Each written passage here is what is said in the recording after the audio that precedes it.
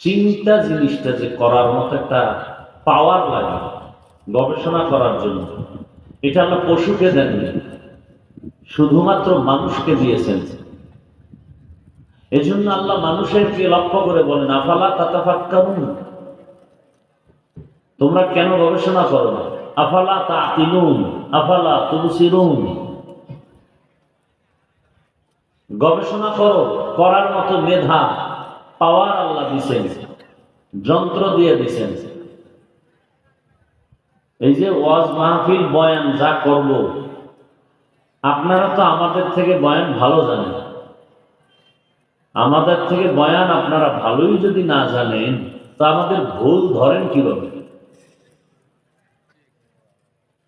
ফেসবুকে আমাদের বিরুদ্ধে লেখেন কিভাবে?